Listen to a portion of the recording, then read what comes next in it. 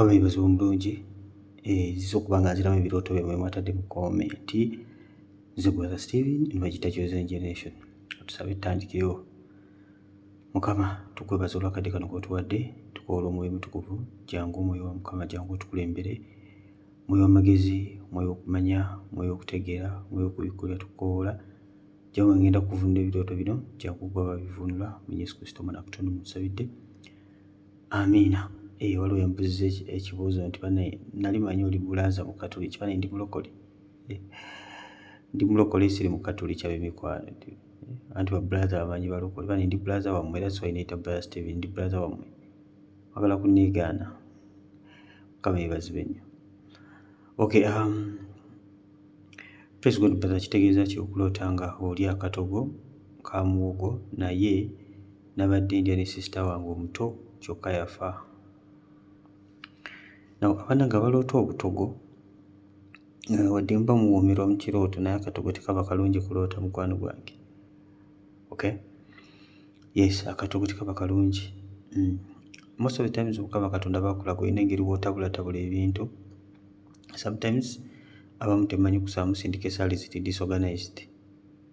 Okyali mu kutendereza Mukama ate okutula muzimu ate oli mu kwenenya kwegamba oli wamikisinga ebintu bingi. Sometimes kiyinza okuba nga tekiri ku ssaala nga kiri ku birala ng'ogattamu ebintu ebirala mu bulokole naye nga olumu kibeera ku ssaala zo. Mukama afa bulungi. Oba oli mu kutendereza Mukama, tendereza Mukama, bwonna mumala ogende mu kwenenya. Onaakumala olyoka ogende byogenda mu balutalo baki. Mukama yeebazibwe nnyo naye tomikisinga bintu step by step. N'obulokole believing ng'omulokole, don't mix up things. Mukwano gwe kino ekikumiddeko zino endagaano z'abafu kyekyagolokoseza endagaano zino ez'abafu. Oli mu kulya wamu n'abafu. Kiraba akatogo kano katera okutambulirako obulamu obwa ddabo n'okumikisinga up ebintu. Babiri nga bwegamba you cannot serve two masters at the same time. So be very careful. N'akatogo abaloota obutogo ndowooza muwulidde. Praise God Brother Steven, I dreamt my dad putting 2 watches on my hand. Ono yaloose nga taata we amuteekako essaawa 2 ku mukono. Kati omukono gubeerako gutya essaawa 2. Sister ani ono? Sister Harriet. Suzy Harriet. So omukono gubeerako gutya essaawa 2. Anyway, essaawa ekikira biruna biseera mukwano gwange. So Mukama Katonda alina kyayogerawo, alina waliwo sizoni 2 ezituuse mu bulamu bwo mukwano gwange. Waliwo sizoni 2 kati mukwano gwange tezikuyitako. Sizoni bwekuyitako oba olina kulinda ndala. Mukama yeebazibwe. Sizoni z'ensi eno zikyuka. Tuba tuli mu yakusiga eba yakusiga. Kuba kungula eba kungula. Kakati awo mukwano gwange kinooza nti waliwo sizoni 2 ezirimu egyo ezituuse mu bulamu bwo nga oyita okubeera very very careful mu kadde nga kano okuba nga ekumira mu kubeerawo kwa Katonda. Simanyi exactly ky'obadde osabira naye ewandiba ng'oddiddwa mukwano gwange. Aisha Nalumansi. Yes, yeebazibwe Brother Steven. Naloose nga missinze flight. Missinga flight kitegeeza nnyonyi kuleka bannange. Ne bannange 2 naye nga tikeeti zaabwe bazinkwasizza. Nenzira mu kukola emirimu gyange. Ne wabaawo eyanzijukizza nti flight yo ya ssaawa 11 nga obudde bwo ziri ssaawa 4:30. Ne mpapa ne mbanoonya nagenze okulaba nga ssaawa ziri 11.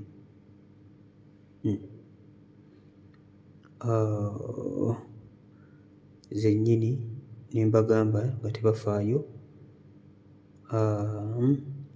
Ne nnumwa nnyo naye ffenna tuli Saudi. Okay. Essaawa oba nsobye mu Luganda oba mu Luzungu kakati awo. Nti wandiise Luganda essaawa oba zikyuka simanyi.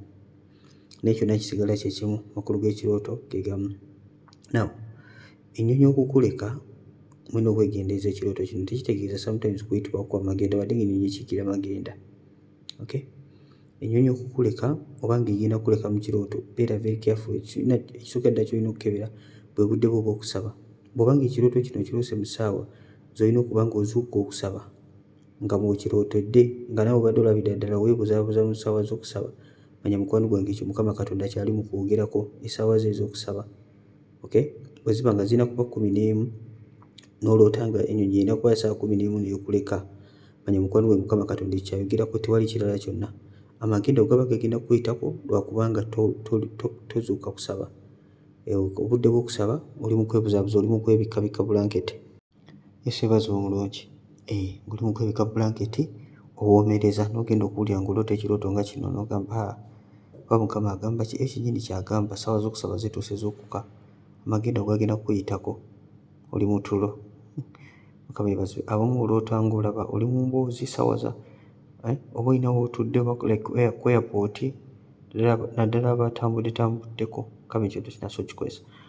Ng'otudde ku airport nga ssaawa ne bakujjukiza bujjukiza ssaawa ya flight, n'olyoka ojja ng'opapa ate n'otuuka somewhere wabadde opapira within that premise eya airport, ogenda okulaba tozze mu mboozi ate n'ojjukira ennyonyi ekuleka kyokka eno oli mu mboozi kyokka okimanyi ennyonyi ekuleka. Mukama yeebazibwe. Osooka n'okebera ekikwatagana ku by'okusaba. Kati bwe kiba ng'ekyo kyo kibadde kiri bulungi, manya nti mukwano gwe gaba magenda. Gaba magenda mukwano gwange, obeera oyitwako.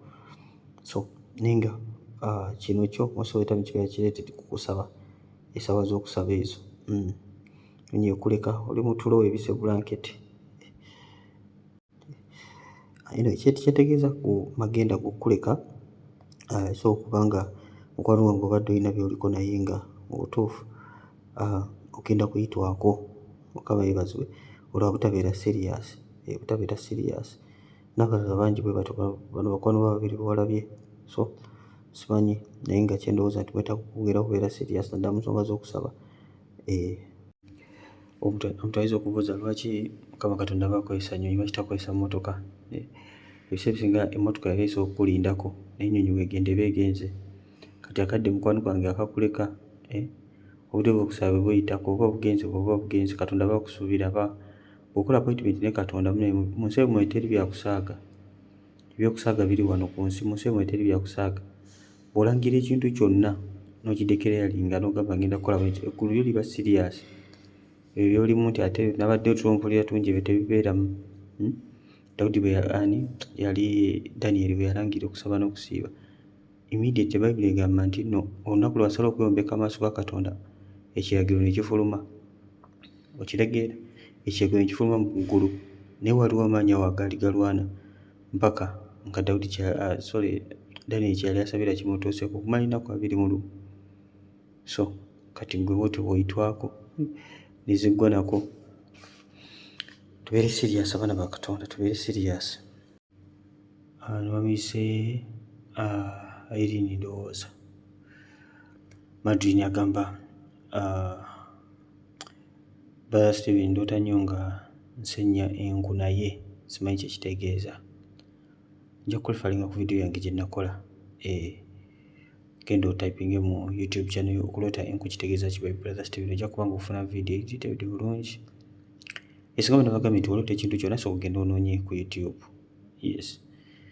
Kisa kigenda tuba nga tukyakola vidiyo za birooto bannange. So beera ng'oyiga bingi. Osooka n'onoonya ky'oloose, kuliko waka mungi kwe tukoze. Bw'omala okulaba nga tokirabyemu then you can send us. Okay? Naye ng'okuloota enku kisinza ekyoto ekiba kibadde but most of the time kitambulako ku makyoto kya kusaba, kunoonya Katonda ssaala. Mukama yeebazibwe, kikutambulako kusaba. Nomisani Habi Fortunate agamba praise God Brother Rains. I dreamed someone giving me a basket of yams, then rain started. I was scared, but I became firm in the rain. The rain was calm. Okay. Nakamba yaluse nga bamuwadde ekibbo ky'amayuuni. Enkuba n'etandika okutonnya, esoose kutyamu naye n'aguma kuba n'ekya ndowooza. Ekibbo ky'amayuuni mukwano gwange Mukama Katonda kyendowooza nti bakugamba kukula mu nsi ey'omwoyo, kukula mu nsi ey'omwoyo. Enkuba mu kirooto ekiikira ebintu ebiwerako ddala. Enkuba ekiikirira omukisa kisinziira oba owulidde mu kirooto. Kati nga kino omukisa gujja va mu kiri kibookya mayuni kye bakuwadde. Mukama yeebazibwe omulungi. Enkuba esobola okukiikirira okugezesebwa. Wetulaba Yesu kye yayogera nti akwata ebigambo byafaananyizibwa ng'omuntu yazimba ku ki ku lwazi, omusajja yazimba ku lwazi. Enkuba yatonnya kibuyaga n'akunta n'ennyumba ye n'esigala ng'enywedde lw'ensonga ali ku lwazi. N'awa reference ku musajja omusirusiru yazimba ku musenyu. Enkuba yatonnya kibuyaga n'akunta ennyumba ye n'egwa n'okugwa ku nnaku. So kisinziira enkuba bw'efaananye mu kirooto. Kino kye ndowooza nti kigenda kuva mu mukisa. Weetaaga okuba ng'oelevating, weetaaga kuva ku mata okule. Olw'omukisa abakulu bokka ge bakwatako ng'abaana bato tebaligulabako n'akamu. Manyi abaana bato bakoma ku mata ku bugaatigaati, n'emmere ekaluba eno y'abakuze. So kati nkola ntya okukula? Kusaba na kusiiba, kusoma kigambo kya Katonda. Kyogeddeko ekyokusaba, okusaba, okusiiba, kusoma kigambo kya Katonda. Otyo bw'okula mu bulokole muno nga toleseeyo na kuwulira njiri. Samantha birungi. I know my dream when I'm somewhere, but when I go and I try to come back, I lose my way. Not once, not twice. I have dreamed it. I try to find my back in the whole dream, but I never find my way back there. Mukama yeebazibwe. Sister afoonayo tekirooto nga ayina w'alazeeko, naye n'agezaako okulaba ng'akomayo waka n'abula, nga tasobola kudda. Gambye akiroota nnyo ng'abula nnyo. Mukama waffe mulungi yeebazibwe. Nawe kyolina okukebera ebintu bibiri. Okay? Ekyoto kino kitambulako omwoyo gw'okwenjeera. Omwoyo gw'okwenjeera. Gw'olaba mu butuufu mu bulamu bwenjeera buki? Bwenjeeze. Number 2, ekirooto kino kitambulirako omwoyo gw'okuba nga guyite mwoyo. Okusaba direction, kubanga weekulembera wekka na wekka. Mukama yeebazibwe. Ng'oli muntu atabuuza Katonda, omala gakola gwe nga bw'olabye n'okkiriza. Okkiriza Mukama Katonda oluusi by'ataliimu. Olwo abantu balina okukkiriza okufu. Bayibuli egamba okkiriza kuva mu kulya n'okulya ekigambo kya Katonda. Si buli ky'osanga nti okkiriza bukkiriza kigenda kubeera. No. Okkiriza kuva mu kukola ki? Kulya n'okulya ekigambo kya Katonda. Kitegeeza nti olina okupuleesinga okukkiriza kw'ekyo Katonda kyayogera. Katonda aba alina kyakulaze, kkiriza ekyo. Oba olina ky'osomye ekipateninga n'obulamu bwo, kkiriza ekyo. Mukama yeebazibwe. So weetaaga kuba ng'osinga guidance ku bya Katonda, but kebera olaba nga toliiko mwoyo gwa kwenjeera wano ne wali.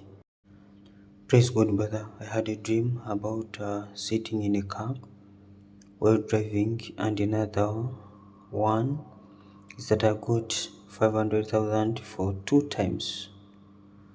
Okay, ono yaloota ekirooto nga avuga emmotoka. Naddamu yaloota ekirooto ekirala nga bamuwa $50,000. I got a dream when I'm sitting in a car while driving. Okay. Kyekimu.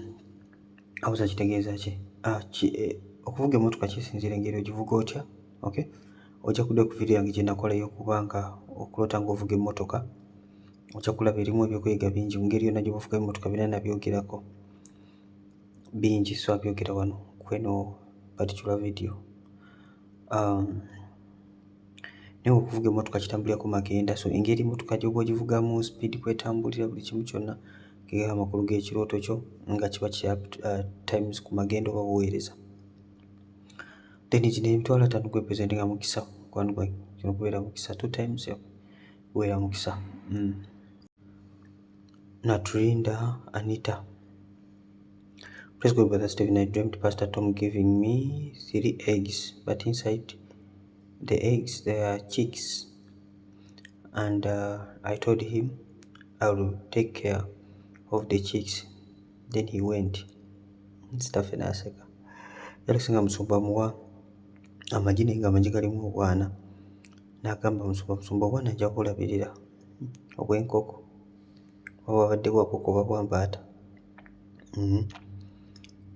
Kakati ekyoto kino kyendooza nti Mukama Katonda akulaga waliwo kyegenda okuba nga kyezaalibwa oba kigenda okuba nga kizaalwa, but you need to be very very careful kubanga amagi agagenda okuhakinga gali so delicate. Kyolaba mbagamba ebisinga amagi gano gatambulako mu okwegendereza.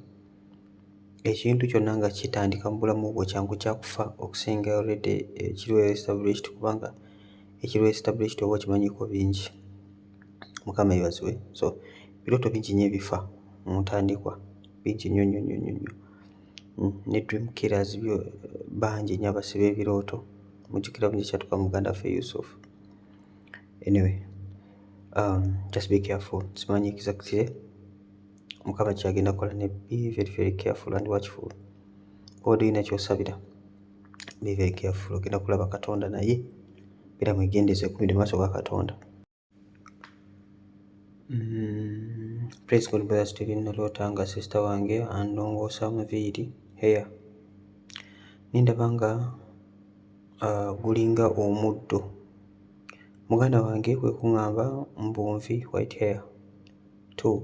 Nendoota nga bampa shampoo naye nga alinga oil nga awandiiseeko number 5. Nze Janet. Janet, God bless you. Okay. Staffe Janet, okuloota nga bakulongoosa enviiri mukwano gwange, enviiri kiikira ekitiibwa kya Katonda, oyitako okubanga weerongoosa. And bwe bakulongoosa enviiri, most of the times it's about your mind. Mukama ffe omulungi yebazibwe nnyo. It's about your mind. You need to clear your mind from so many things. Okay? Yes. White hair no ekiikirira bikadde. Nvi nkadde mukadde, so kyendowooza nti Katonda ayagala oyongere okuba nga ojja ebintu bikadde mu bulamu obwo, so that you embrace the new. Okay? Bible egamba ndikola ekigambo ekijja tolikimanya, kitegeeza Mukama Katonda tayagala nnyo bantu ba keeping up n'ebintu ebikadde eby'edda. Mukama ayagala kukola bipya. So beera nga weenenya byonna ebikadde, weerongoose, tokkiriza bikadde, ebirowoozo bikadde kusitikinga mu bwongo obwo. Okay? Then shampoo, I think shampoo anaaza nviiri. Kyendowooza nti Mukama Katonda ayagala oyingire mu kusaana okusiba nnaku 5 for this cause. Kale kyekino ekinamba 2 kyoŋŋambye, otanga bampadde shampoo naye nga alinga oil, nga wandiiseko number 5. Number 5 ekiikira ennaku zizo okusaba n'okusiiba, then oil ekiikira amafuta g'ogenda okufuna agenda okuggyako ekyo, kubanga amafuta gakutula ebikoligonza mukimanyi bulungi nnyo. Mukama yebazibwe. Kale staffe Janet. Okay, ono mise Anet. Nze nalooza nga ndi lubuto nga luto, nansi nannona ewaka ntandike eddagala ku mpaka, naye nazuukuse ampadde eddagala nga lingi, ne ŋŋenda ne ntandika okumira. Okay. Nansi ono agabira omusawo, agabira omulwadde eddagala eringi, ayagala kututtira. Eddagala kiikira mukwano gwange saalazo. Eddagala kiikira saale, esala eddagala, tewaliwo ekirala.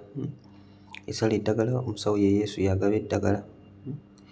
Eyo omusawo gwe wagenze ng'olina olubuto lukiikirira ekyo ekigenda okuzaalibwa munda mu ggwe, okwolesebwa. Bible egamba out of your belly shall flow rivers of living water. Ombuto zaffe munavangamu ki? Amazzi, emigga.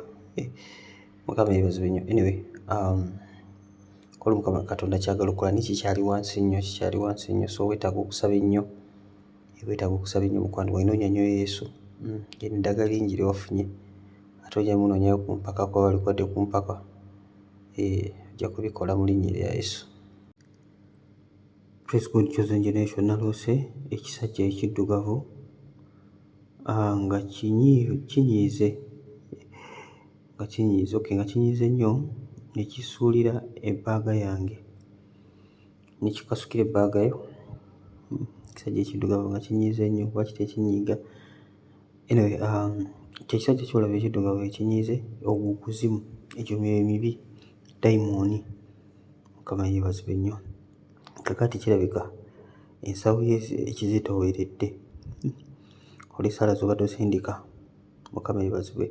So kati yongera okuba nga osaba, yongera okuba nga okola Katonda, kubanga ebibye byali byakubbibwako omulabe Sitaani bye yali yabba, kubanga Bayibuli egamba Sitaani yajja okubba, okutta n'okuzikiriza, Yokaana 10:10.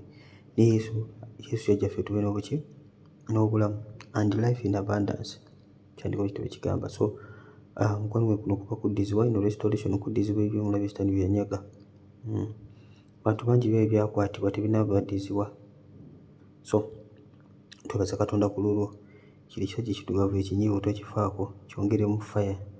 Mu kiro ky'okuddamu okulabika mu kirooto nga kinyiize, kijje nga kikaaba bukaabi. Franklin okay. Yes, was a brother Steven. Nze naloose nga musumba wange bamubbyeko ensawo. Yabadde ku booda, omusajja n'amusikako akasawo. Mwabaddemu essimu ye ey'omu ngalo, naye nabadde mbuuza Mukama we nnina okuwaayo ekimu eky'ekkumi kyange. Mukama yeebazibwe. Mbuuza Mukama we ogenda okuwa ekimu eky'ekkumi ate musumba amubbyeko ebibye. Katonda wange. Kati kino ekiriwo ekirooto Mukama akulaga kusabira musumba wo, kyendowooza Mukama akulagira kubanga osaba musumba, osabira musumba wo, yandiba nga omulabe Setaani alumbye kumudisconnectinga mu nsi ey'omwoyo. Olaba abaddemu essimu ye ey'omu ngalo, disconnectinga kuba ebyenfuna bye, because ekkanisa ebeekubwa. Kati sooka weegayirire, ebimu ebikumi tujja kubuuza edda mulundi omulala. Sooka weyongere okuba nga weegayirira. Kasimanyi oba lwaki obuuza olina okuwa ekimu eky'ekkumi ng'olina omusumba wo. Mukama yeebazibwe. Bane bw'oba olina ekkanisa mw'ogenda nga Mukama Katonda akuteekamu ekkanisa, toyetaaga kubuuza olina kuwa ekimu kya kkumi. Awo wennyini bw'olaga oba oteekanga ekimu kye eky'ekkumi mu ekkanisa mw'okuŋŋaanira. Bw'oba nga muwava n'ogenda ku kyeyo, walina ekkanisa mw'ogenda, si abannabbi ba bulimba, nga kkanisa mwe wali ng'osabira, bw'otuuka ku kyeyo mukwano gwange ate tofuna amakanisa malala. Abamu otuuka ku kyeyo n'ofuna amakanisa amanene gy'otwala ssente zo. Musumba we yakusabira eri wansi gye wava, kati tokyamulabawo, oli mazzi mawanvu. Mukama yeebazibwe. Ojja kwewuunya bw'onaasaba Katonda mubuuza, Mukama nteeka ekimu ekimu, ojja kulaba ng'akulaga oli musumba w'omukyalo gwo gw'otalaba nti asaanira ezo ssente zo, olaba nnyingi nnyo. Mukama yeebazibwe. So buno bwaka bugenda eri abantu bonna bali kuno. Bw'oba olina omusumba we gye walokokera, kati nga watambula walinnya amawanga, oba ogenze mu Amerika oba ogenze wa, oyo ye musumba wo, Mukama gw'amanyi. Kutyo nga yali nnabbi wa bulimba, kati nga ava mu bannabbi b'obulimba, naye oba musumba ali genuine, oyo ye musumba Mukama Katonda gw'amanyi. Wano ewalala wonna you can give offerings, osobola okuwaayo ensigo, osobola okuwaayo ebiweebwayo, but kimu eky'ekkumi ku kyakiyo. Mukama yeebazibwe nnyo. Sister ffe obanga kyenjogedde kigwa mu kategori yo, kola ekyo, osabire ne musumba wo. Bayibuli tugamba tusabire abakulembeze b'ekkanisa, teeka maaso ga Katonda, but if you want to ask ojja kuddamu obuuze naye sooka osabire musumba wo. Mukama waffe yeebazibwe. Brother okulota nga oli mu biggya kitegeeza ki? Ate nabadde mu ye waffe. Mukama Katonda, oli mu biggya eri omu eri mu kyalo gye baziika abafu. Mukwano gwange zino zibeera ndagaano n'abafu, ndagaano n'amagombe. Kuli olaba oli okola mu biggya, kati gy'oba olaba egyo bakwatibwa eyo ewabeera obusibe. Okay? Naw temweraliikenga kintu kyonna. Omanyi ebirooto nga binaba mu kiwulira n'ogamba Katonda nze nafa dda, oba nfudde nedda. Ffenna abaana ba Katonda tubeerako obusibe. Mukama Katonda asumulula buki? Busumuluzi. Kyekyo weetaaga deliverance, weetaaga kusumululwa mukwano gwange. Sometimes zisobola okubeera ng'olaba oli mu biggya naye nga mukwano gwange bakusibirayo n'eddagala. Omanyi bano abagenda nnyo ku balogo buli kaseera, osanga nga bakuteedde eddagala ku malaalo bwe bityo nga bakutadde eyo. Mukama yeebazibwe. Abamu oloota oli mu ntaana, can you imagine? So naye mu byonna temba nakya kwetaliikirira. Katonda waffe wamanyi okusinga emizimu gyonna gye basamira abo abalogo. Ate ne bwe balowooza mbu basinza bajjajja baabwe, simanya biki. Simanya Katonda bwe yasookawo, obuuza yasooka ddi tebamanyi. Ignorance is very bad. Praise God. Nze ennaku bbiri nga neebaka emisana, naye nga ndoota nga nina omuntu ankozesa mu nsonga z'omukwano, naye kibeerawo misana, ekiro nedda, kitegeeza ki bambi? Nateekako emitima n'aseka. Mukama Katonda. That's why mbagambye ignorance is very bad. Okay? Ignorance eri wansi n'okusinga sitaani. Kwa sitaani bw'oba omutegedde ng'omumanyi, omanya nti yawangulwa dda, naye obutamanya, ky'otamanyi kiba kikusinga amaanyi, mikwano gyange. Anyway, okwota nga bigatta n'omuntu mukwano gwange, those are spiritual husbands. Oyo kawuula. Kati gweoba oloota omuntu, Mukama Katonda. Oyo gw'oloota mukwano gwange manya egyo mizimu gye weegatta nagyo, egyo myoyo mibi. Ky'ojja okuddamu mu bulamu bwo okulaba nga ebintu byonna bitandise okufa. Ebintu ojja kulaba bitandise okufa. Relationship nazo nga zifa. Oba ng'obadde olina omuntu oba taata w'abaana oba bbaawo oba akwogereza, ojja kulaba nga ebyo bifudde. Olwo bbaawo ono ow'emisana, Mukama yeebazibwe. So atta emikisa, atta buli kintu kyonna, ojja kulaba nga n'agasaba tewali. Ayiwa amafuta, ogusamba guyiwa amafuta. And most of the times invitation ewa guno ogusamba oluusi biba birowoozo, oluusi bye watunuddeko, oluusi emboozi ze mubeeramu, oluusi wabagenda ku TikTok n'obeera eyo n'olaba buli kimu kyonna ensi kyekuwa gwe ky'otunulako nga toli mulokole. So gukozesa nnyo enzigi ezo okuggula ne kudeceive mu mubiri gwo. So mukwano gwange, kino si ekirooto ky'ofuna n'oddabooza okutunula, n'ogamba just misana ekiro, so tegujja. Ogwo guzikiriza buli kintu kyonna gw'olaba ogwo. Mubi nnyo muzimu mukyafu. So lwana olutalo. Naye olabika oli munafu kuba ndaba olina museka lusese. Olaba Mukama Katonda. Praise God, Brother Stephen. Okuloota nga nkutte ebyennyanja naye nga butono, nga buto, nga buli mu kabookisi. But nabadde ntambula nensanga omuwala in a blue dress ne mmuwa one kafish. Okay. Ng'oli mulungi nnyo. After 2 men came to fight me, but ne mbakuba. Okay. Omulala n'agwa wansi and his friend laughed to him. After that, I was counting money into my wallet. Thank God bless you. Okay. Kyota mukiwulidde bulungi. Sister ffe badde alina ebyennyanja nga biri mu kabookisi. Obwennyanja buno obutonotono. Atambula n'asanga omuwala n'amusanyusa n'amuwayo akennyanja kamwawo. Ne yeeyongerayo. Kati ne baba baagala okujja okubba ebyennyanja bye n'abakuba. Omu n'agwa wansi muwunne n'amusekerera. Olaba Mukama Katonda. Then yageza okuddamu okulaba ng'awalawo ssente mu wallet ye. Ekyo tokisesa. Anyway, kyendowooza nti kino ekirooto Mukama Katonda akulaga nti byolina tebimala gwe ng'omuntu. Okay? Buno obwennyanja obutono bw'obadde olina mu kabookisi kiraga ebitamala kubanga butono, naye ate ku katono ako k'olina kw'ogabye. Kati omaze okugaba ky'ozemu okulaba ng'olumbiddwa n'owangula, ate ogenza okulaba ng'obala ssente. So message eri bw'eti nti waayo, simanyi exactly where, naye oyindiga okuwaayo ne bw'oba ng'olina katono. Eno lesson, yiga okuwaayo ne bw'oba ng'olina katono, ako kennyini kaba kagenda okukozesa okulwanyisa abalabe. Let me tell you, waliwo ebintu bye tukola mu Katonda nga saala nnamba. Ate mukimanyi Yesu yagamba nti waayo naawe kinaakuweebwanga. Kati mumuwanika emikono emikalu mu ggulu, Mukama leeta kino, leeta kino, leeta kino. Mukama oluusi n'abeera mwesigwa n'akuwayo ensigo.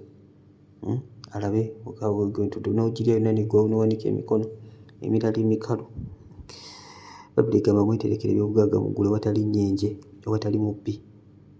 Manyi kyandibula kitegeeza, kati kankibabuulire. Bwe bagamba nti mweterekere eby'obugagga mu ggulu, kitegeeza mu ggulu wali akawunti. Okay? Mu ggulu wali akawunti yo ewatali muntu yenna agenda kugibba. Kati tolowooza nti nno akawunti yo kitegeeza nti bw'olituuka mu ggulu ng'olyoka obikozesa. No. Buli wowanika emikono Yesu atunula ku akawunti yo. How have you been giving? Oyambye otya? Ebikolwa biyimiridde bitya? Babuli egamba okukkiriza okutali kw'ebikola kuba kufu. Bwe fuufula olufu. So eno lesson mukwano gwange gy'oli sister wange kalo obwennyanja obutono bw'obutamala Yesu agenda bukozesa okuvaamu ekyamagero ogenda okulaba omukisa. So balakyo zenna mukitegeere akawunti zammwe mu ggulu zibeere ngagga. Naw okuwaayo kyo mulina okutegeera nga abaana ba Katonda, it's not about amount. Yesu yayimirira mu kkanisa nga bali mu kuwaayo n'abatunuulira bonna. Yasonga ku asinze obwayito n'agamba ono yasinze. Lwaki? Kubanga yawaayo n'omutima gwe gwonna, kyayalina kyonna yakiwaayo. Mukama waffe mulungi yeebazibwe. Tekitegeeza nti olina kuwaayo akasinga obutono osinge. No, olina kuwaayo okusinziira ku by'olina n'omutima gwo, ku by'olina n'omutima gwo. Ono omukazi kyeyalina kyonna kyeyawaayo n'asinga bali abalala bonna abawadde ennyingi. So bakulu g'ekyoto kino broad dress n'agamba kala bbulu ekiikira bakabaka ba Katonda, ekiikira ggulu kala bbulu. Ono gwasanze gwawadde ye Mukama. Sikyagamba nti Katonda ye muntu, no. Kyolina otegeera dream is a message. Ekirooto kibeera bubaka. Tosuubira kusanga Katonda mu kkubo nti omuwaako ennyanja. No, eno ebeera message. Praise God brothers and sisters. Nze nali mufumbo naye omukazi n'anzigyamu. Ndoota nnyo nga ndi nnyo mu kikolwa eky'abafumbo n'eyali bba wange. Ekirala buli lunaku ndoota ndi maka gange mwe banzigya nga tunyumya n'omwami eyali bba wange. Mukama akuwe omukisa. Omutima gwasigala waka. Mukama yeebazibwe nnyo. Anyway, okuloota ng'oli mu kikolwa ne bibaawo mukwano gwange, weegendereze, yandiba nga balina kye baakukola mu ttogone gwe baakuwa. Egyo gibeera myoyo mibi. Bano ebirooto bino eby'okwegatta bino bitabulako emizimu. Myoyo mibi gye gibitambulirako. So olina okulwanyisa omwoyo ogwo ogw'okuba nga weegatta ne mu birooto. Bulwanyise. Oyinza okuba nga nadde bayinza n'oba balina kye baakufumbiza nga kye kyambala ekifaananyi ky'omwami wo, kati gwe nga olowooza nti just birooto. Naye mukwano gwange ng'obwe busibe bakuteekera ku taaso. Kati kirwanyisa ekyo, kikawuula, tokikkiriza kwegatta nakyo. Kuliko n'ekyokuloota nnyo eri ng'okyanyumya n'omwami wo. Kiyinza okuba kirooto kya kudda mabega. Kyali akikudda mabega. But one thing kirina okugamba, omwami waba wuwo nga wuwo, pray for restoration. Sabira restoration. Saba Mukama Katonda restoringe. Lwana olutalo. Sooka okuba kino kikawuula. Tosobola kubeera restoration as long as okyalina omwami mu nsi ey'omwoyo, kuba kati yabeera nga ye bbaawo. Nabagambye mu nsi ey'omwoyo teri byakusaaga. Gwe olowooza nti bintu byakusaaga, gwe olowooza nti bintu bya just n'ebintu biba bya ddala eri mu nsi ey'omwoyo. Ate ekyakabenje ekirungi bye bidictatinga obulamu bwo obwa bulijjo bw'otambuliramu, whether oyagala whether toyagala. So kye wandyagadde okulaba okukola kwe kuba ng'olwanyisa ekisajja kino sooka okyeggyeko kino ekikukwesa mu birooto. So osabe Katonda restoringa amaka go. Omutamisi oli omukyala nga Mukama Katonda mbaawula, bawuza emirembe, baawukanya omwami mukola ki, musangulamu omukyala. Sajja tayinza n'okuba nga eddogo lye yali erimuliko, kati bw'oli mwambula gadda mu senses nga prodigal son bw'adda mu senses ng'oddizibwa omwami wo. Omuntu yenna atamanyi kulwa n'olutalo, kiba kizibu nnyo okuwangula olutalo nga luno. Abategedde bokka okulwa n'olutalo. So amagezi genja okuba nga toli muntu agoberera programu z'omutulu, yatandika okuba nga ogoberera closely okuyigirizibwa kwonna okuva ku makya bakawungeezi ate osabe, oyige okusaba olwa n'olutalo. Sylvia Namiiro. Praise God brother Steve. Naloose nga ndi mu kinaabiro nga naaba naye ne ŋŋenda mu MP ng'omubulaadi mungi. Ne naaba ne gulekera awo. Awo ne mmala ne nnongoosa n'ekinaabiro ne nkisiimuula bulungi kuba nabadde n'amazzi mangi. Ekyoto ebiseera ebisinga eky'okugenda mu MPs kitambulirako omwoyo gw'ekidibo, the curse of kidibo. Kidibo oluusi kibeera takituukawuula. So kati oba nga weerongooseza bulungi simanyi bwe gusoose okiroota naye saba gamba Mukama Katonda oba nga wadde nakyosabira n'oloota ekyoto nga kino ng'obadde osabira kintu nga kino bwekiti mukwano gwange oliko ekidibu oba olina ekyo kyonna ekirataki ku ofiisi eyo loota ekyoto nga kino mukwano gwange kano kaba kabonero ka deliverance. Mukama waffe omulungi yeebazibwe nnyo. Kaba kabonero ka deliverance bwe batyo okuba nga gusoose toli mukusaba kusiba toli muki mukwano gwange Katonda bagamba wetaaga kuba nga okola ki weegayirira ku lwa ofiisi eyo etukuzibwe erongoosebwe mukwano gwange. Otherwise nga bwe ekyoto kya sister waffe oli aloota mwami yodde yamuleka dde naye kati amulootere. So ate abaana bawala bannange, abaana b'obuwala sitaani abaagala nnyo bannange kufa obufi, simanyi lwaki babaloga nnyo bannange, babaloga nnyo. Kyola nabagamba omukazi olina okusaba ennyo n'okusinga omwami, olina okusaba ennyo ennyo. Praise God brother Stephen. Esther Mimi.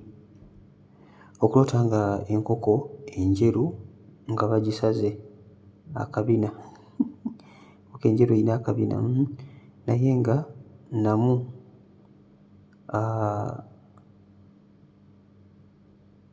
nebanga egenda okufa. Number 2 naloota nga nvuga. Okuloota enkoko mukwano gwange efaanana bweti. Bino ebibeera ddogo tubetaaga na kubuuza eribeera ddogo eriba lyakolebwa. Simanyi exactly kibadde osabira exactly naye eribeera ddogo. Ogambye number 2 naloose nga tuvuga train ne baganda bange naye nga twetooloolera mu kifo kimu anti obiraba naye nga si nze avuga, my brother and little sister nga be bavuga naye nabadde nga babadde nga abayiga. Then I asked, who gave us this train? They told me our dad. Naye taata oyo yafa. I'm fasting about my family okutusumululamu ataaka z'amalogo. So kati kino naye obuuza ki kweri? Osabira Katonda kubasumululamu ataaka z'amalogo, kati Mukama yakubikkulidde exactly ki ekyakolebwa. Eno saddaaka ogirabye naye enkoko eno gyewalabye ng'etambula nga nnamu naye ate nge bagisazeeko akabina. Mukama waffe omulungi yeebazibwe. Bagisazeeko akabina terina weetuula. Ekwenjera kulabirako ddala. Kakati Mukama Katonda akulaga ekyakolebwa mukwano gwange, tewali kirala kyakubuuza wano. So kati menyamenya eddogo eryakolebwa, saddaaka zino zijungule zimalemu amaanyi. Bw'oba olwa n'olutalo saddaaka eno gibiweeko omusaayi gwa Yesu. Naffe tulina saddaaka, n'abalogo balina saddaaka, naye yaffe y'amaanyi. Tulina omusaayi gwa Katonda gwe tulwanyisa. Bayibuli kyeyogera mu kitabo ky'Okubikkulirwa Essula 12:11 twamwangula ku lw'omusaayi gw'omwana gw'endiga n'ekigambo ky'obujulizi bwaffe, kubanga ffe tetwagala bulamu bwaffe okutuuka okukola ki? Okufa. Kitegeeza kwewaayo mu maaso ga Katonda na kusaba na kusiiba, si kumala gakoowula musaayi, kwewaayo osooka kwewaayo. Mukama yeebazibwe. So yimirira engeri okuba nga olwa n'olutalo ogenda kuwangula. Mukama akakubikkulidde kati ogenda okuba ku tageti. Omusaayi gwa Yesu tegusobola kulekawo eno enkoko ezungazunga eno. So that's why kati Mukama Katonda kyabadde agezaako okulaga eno enkoko lino eddogo eryakolebwa is the problem regarding ky'okuba nga muvuga train ekiikirira amagenda kyekimu n'emmotoka entambula ekiikirira amagenda gammwe mwenna nga mwabaddemu ng'ate mulaba temulina gye mulaga mwetoololera mu kifo kimu. Kati ekyolaba bwe bulamu bwammwe butambula eyo gyagenda okulaba nga temulina gye mulaga, nga mwenna temulina gye mulaga, mwetooloolera awo enkoko gye basazeeko akabina bwe yeetooloolera awo, temulina wala musobola kulaga paka kufa. So naye twebaza Katonda ffe w'amaanyi, mwetukuvu, amanyi buli kimu kyonna, ate ffe twetaaga kuzunga mu masabo eno neeti. Katonda waffe amala b'emikwano. Kale katwagatiza obuwanguzi.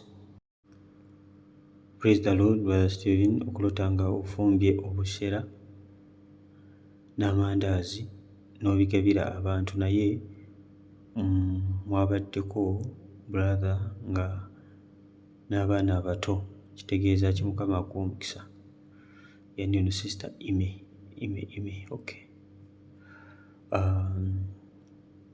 Kyenooza bunobeera buweereza mukwano gwange, kuno kubeera kuweereza.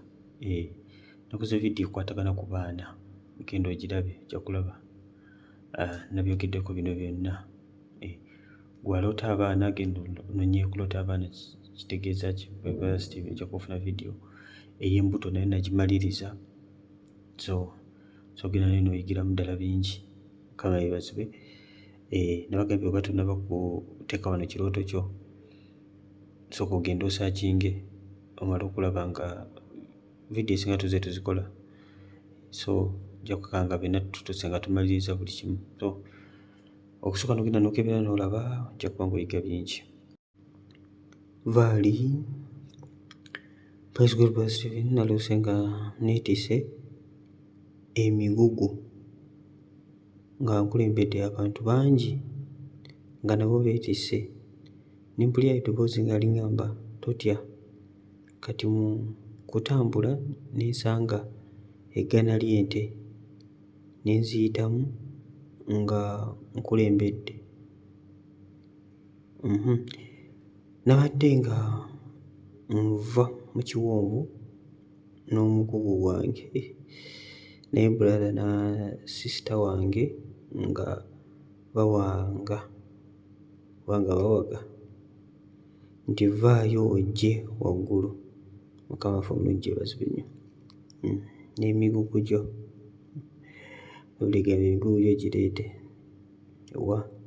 Cast all your burdens to the Lord because he cares for you. Cast all your burdens to the Lord because he cares for you. Mukama waffe omulungi yeebazibwe. Emigugu gyo gireete eri Yesu atakola ki? Atalemererwa. Kati ebiseera ebisinga emigugu gino girepresentinga burden, okusoomozebwa kweyitamu, obuzito bw'owulira obwo. Kyonooza ekyoto kino Mukama Katonda ayagala emigugu ogikwate. Eno waggulu gye walabye warepresentinga obwakabaka bwa Katonda kye ndowooza. Emigugu gyo gikwate gitwale nga bwe walabye ng'otambula ogaa totya. Emigugu gyo gikwate gikwase Yesu ate teweeraliikira totya. Okakase nti ajja kugimaneginga, omwesige. Nga bw'osize eddoboozi n'oyita mu nte wali kyeza kukoze. Kati mukwano gwange emigugu gikwase Yesu ate omwesige nti ajja gimaneginga. Kye ndowooza nti kino kyakuba nga wayita erivinga oli obuzito bw'oyitamu oba bw'owulira obukwase Yesu, ajja kukusumbulula. Sharon Bliss, Praise God brother. Naye nze ndoota mbataasa abaana. Obuuta ng'otaasa abaana kuba kwegayirira. Nabagambye ebiseera ebisinga okuloota abaana balina meaning ez'enjawulo naye most of the times kubeera baana ba Mukama. Okay? Tokuloota ng'obataasa kuba kwegayirira. Tubataasa kuva mu ggeyeena na kuyingira bwakabaka bwa Katonda. Kuba kwegayirira. Bw'otandika okugayirira Mukama Katonda atandika okukulaga weegayirire ku lw'oli. So kikyo mukwano gwange, oba ng'oli mwegayirizi n'otekyoto nga kino, Mukama Katonda bakulaga results eziva mu ssaala z'osaba oba mu kwegayirira, oba akulaga nti zikola impact. Ayinza okuba ng'olowooza bannange okwegayirira kwa just naye Mukama akulaga nti yes, okwegayirira kw'owegayirira kukola impact. Okay. My daughter yaloose abaana babiri, omu nga ayagala nnyo emizannyo, akalala nga kawombeefu bambi. Yabadde azannya n'ow'eddalu. Wana otaloota nnyo nabo, Katonda wange. Anyway, ebiseera ebisinga abaana baloota bibalaba. Ayinza n'oluka ekiro n'akuyita nti bamugoba ng'alabye firimu emutiisa. Ayinza obuli ekiro ng'ayogera. Ng'ayogera nga yeebase naye ng'ayogera.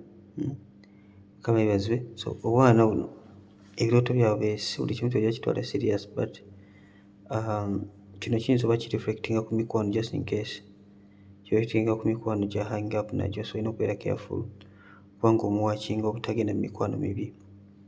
But most of the times obwana buno birooto bibiroota biba bya ndowooza ebiseera ebisinga. Tukuloota nga ali omuceere n'ennyama. Betty agamba Praise God Brother Stephen, me I always dream baby when crying but I cannot see them. Naloota omwana ng'akaaba naye nga takola ki? Nga tabalaba. Buli kaseera mwana akaaba. Naye ebiseera ebisinga bw'oloota omwana ng'akaaba nga tomulaba, just kebera history yo oba nga wayiwa ku musaayi gutalina musango bwe wajjamu ku lubuto manya yoyo yennyini yakaaba. Nabagambye otya nawe wayiwa ku musaayi gutalina musango tolina kwenenya bwenenya mu maaso ga Katonda, olina kaabirira Mukama. Olina kaabirira Mukama. Sigambe nti Mukama Katonda aba tagenda kusonyiwa oba ki, naye ebyo bisiŋŋana wadde empeera ya byonna eri emu, enkomekerero yabyo ne consequences zaabyo era kuno ku nsi tezifaanagana. Mukama yeebazibwe. Ate era ne tugenda mu Geyeena situukangayo nekyenjagala okubagamba, egeyeena buli muntu agenda sasulwa ng'ebikolwa bye bibiri, ne mu ggulu bwe kiri. Mu ggulu oba wakola ebirungi bingi oba wakola bulungi mu nsi wakola omulimu gwa Mukama wo, wabuulira bangi enjiri, weetaba mirimu gya Katonda, empeera yo ndala n'omuntu eyalokose obulokose n'ayingira eggulu talina kyakozeeyo. Bayibuli egamba oyo akyusa amagi ayakanakana ng'emmunyeenye, kitegeeza alaba tagenda kwaka. Oli abajja obeerayo naye nga tebayakaayakana. So buli muntu alina engule gy'agenda okufuna okusinziira ku bikolwa bye. Ne mugenda nayo ebibonerezo bigenda beera eyo. Mu nnyanja yakana omuliro mw'ogenda ofunira embooko, akutungirayo amafumu okitegeere. So sooka weekebere sisita waffe oba nga wajjamuko ku lubuto. Okay. Obanga si tojjangamu ku lubuto omwana akaaba just beera careful. Omanyi waliwo bino ebyana byetuzaala eby'omwoyo nga tomulaba, ebyana eby'omwoyo byetuzaala kitambulirako. Olina okusaba Katonda n'omubuuza Mukama kiki, lwaki omwana akaaba nga sikola ki, nga simulaba. Omwana akaaba naye nga simulaba. Ate oba omulaba kiba kyanjawulo, naye oba tomulaba buuza Mukama kuba kiri nnyo mu spiritual. Bamuyita tukole linnya. Hage praise God, nze naloota nga first born wange agudde mu ttooyi kyokka, neva mu kirooto nga simuggyeeyo. Wali oyagala muggyirayo mu kirooto. Mukama yeebazibwe. Naye ebiseera ebisinga omuntu okugwa mu ttooyi first born, ttooyi eno ekiikirira bubi. Ekiikirira bubi, wabeerayo ekintu ekibi kiba kigenda okutuuka ku muntu oyo. Sometimes asobola okubeera nga bw'aba mukulu ng'agenda kugwa mu kibi, sometimes wayinza okuba nga waliwo ekintu ekibi kigenda okumutuukako. Kati si nsonga oba omuggyeyo mu ttooyi oba tomuggyeeyo, n'oba ovudde mu kyoto nga tonaba kumuggyayo, kitegeeza w'ozuukukidde awo oba otandikira okuba ng'omuggyayo. Neewandiizuukuse ng'omuggyayo mu ttooyi tekitegeeza nti oba omaze okumuggyayo mu kirooto, nedda. Oba olina kukola ki, kutandikirawo ng'ozuukuse. It's almost bye bimu. Mukama yeebazibwe. So lwana bulwanyi lutalo, omusabire muteeke mu maaso ga Katonda. Buli kintu kyonna Mukama ky'akulaga aba akulaga osobola okuyimirira. Takulaga kwewanirako nga bintu baga nti Mukama takulaga bintu kwewanirako, naye akulaga osobole okuyimirira. Olwani Namubiru Grace. Praise God, the chosen ones. Thank you so much, Brother Stephen, for that work. May God bless you abundantly. Ate okuloota ng'omwana enjala nga emuluma. Oloota olina omwana ng'enjala emuluma. Omwana okulaba enjala emuluma ebisinga abeera gw'enjala gw'eba eruma. Enjala eyaki? Eya kigambo kya Katonda. So oloota ng'omwana enjala emuluma, kebeera mukwano gwange, osoma Bayibuli kyenkana ki? Omwana wo aba ayagala kulya kigambo naye nga toteekayo kintu kyonna, lwaki enjala temulume? So kebeera engeri gy'okolamu activities zino wammanga 3. Ekisookera ddala kebeera oba oli serious n'okusoma ekigambo kya Katonda. Number 2, okusaba oba okuwulira enjiri. N'osobola okuloota ng'oba oli muweereza wa Katonda ng'oloota olaba omwana enjala ebuluma, Mukama aba ayinza okuba ng'alaga. Sooka ne weekebera n'olaba oba oli serious ddala omulimu gwa Katonda okukola bulungi, oba obadde okukola ogayaala. Oba n'enjala ebaluma tolina kyokola ki? Tolina kye bowa tobafuddeeko. Mukama yeebazibwe. Ebeera spiritual hunger. Kale Mukama Katonda akwongere okukuluŋŋamya ofa okulaba ng'omwana wo omukkusa oba muweereza, n'endiga ozikkuse. Sanyu Aisha. Praise God, Brother Stephen. Mukama ayina omwami gwe yandaga. Okay? Omwami ono tanyumya, naye mu buliwo ono omwami anyumya kitono. Bwe simuweereza message taweereza, naye bwe mpeereza addamu. Addamu mangu nnyo. Lumu nga nfuna ekirooto, nali mmaze wiiki nga simuweereza message, ne ndoota nga muweereza vidiyo nga ŋŋamba ate ono muweereza biki? Ne nkeberayo mu inbox yange, nenkeberayo mu inbox ye ne nsanga nga muweereza vidiyo ya ngoma ŋŋanda. Amazing. Sibitegedde biri awo. Ne binsobera. Mu buliwo omwami si Munnayuganda, nyamba brother. Okay, omwami si Munnayuganda. Tanyumya. Gw'alina okunyumya. Mukama yeebazibwe. Tanyumya gw'alina okunyumya, aba takuweereza message, oba tomuweereza talina ky'anyega. Mukama yamukulaga. So kye ndowooza nti olina okuddayo ku drawing board oddemu obuuze Mukama bulungi. Yamukulaga awo. Mukama yeebazibwe. Nabagamba ebirooto nga bino ebya Katonda ng'akulaze, kubanga obadde obuuza Mukama naddala bino ebikwatagana ku bufumbo togenda ku kirooto kimu. Least Mukama mutawaanya. Bible egamba do not believe every spirit.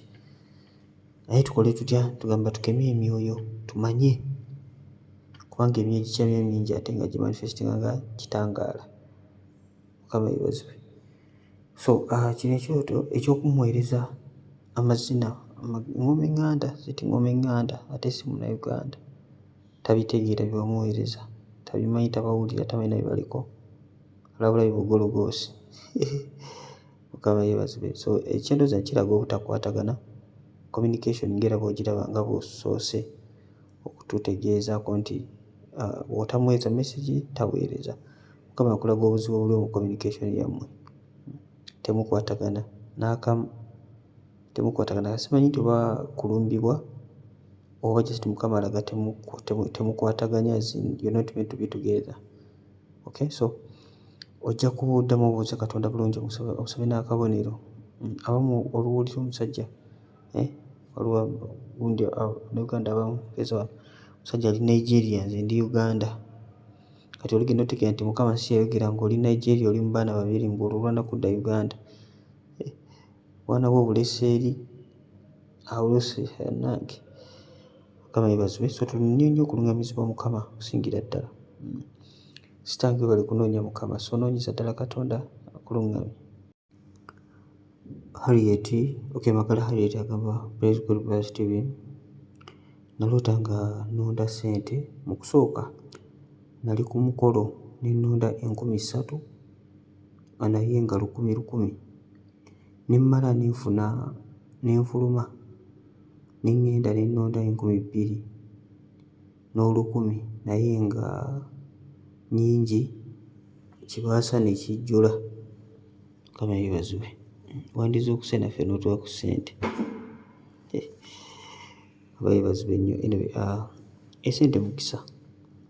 Singa wagenda n'olaba vidiyo yange ekwatagana ku kuloota ng'olonze ssente oba okuloota ssente, kitegeeza ki by Stephen? Singa totawaana na byakulinda wano replay, gyola mbagambye bannange tuinvestinze obudde obumala okuba nga tukola vidiyo z'ebirooto. So always mugende, oba ng'olose ekintu kyonna genda osaakinge, that's why tubirekako, so that you can search n'osooka nga musobisangako. So vidiyo y'essente kino nakyogerako dda. Kulonda ssente, obeera namukisa nnyo okulonda ssente mukwano gwange. Ne muba bangi azirunda yabeera namukisa. So kyendowooza nti kuno gubeera mukisa. 2,000 zitakujjikira mulembe bulambayi, 3,000 it is full blessings. 3,000. Okay, nga omanyi nti mukisa gya Katonda it's 100, it's 160, it's 30, 60 and 100. 3 times. Okay, so bwa 10,000 kikira full blessings. Ensawo yino nejjula 20,000 mulembe bulamba, ensawo nejjula byonna ezisobola bot mukisa mwereere. So noonya Katonda mukwano gwange. Guno twagala kukoma wano ng'otuwa bujulizi. Kebirungi Caroline, praise God brother Stephen. Nze naloota nga omusawo aŋŋamba nti linnya Katanda ozaale, muwuliwo sirina lubuto. Sitaffe talina lubuto ate bamugamba linnya Katanda ozaale. Mukama Katonda ebirooto binyuma. Mukama Katonda kyendowooza nti alina kyagala ozaale. Okulinnya Katanda kyendowooza nti Mukama Katonda ayagala oyongereyo osobole okukizaala mukwano gwange. Ebiro by'okuzaala bituuse, Mukama alina kyagala okukola. Kakati mukwano gwange linnya Levo, weyongereyo mu nsi eyo, weyongereyo obuziba okunoonya Katonda osobole okukizaala ekyo Mukama Katonda kyayagala ozaale. Shira Nabunnya, praise God brother Stephen.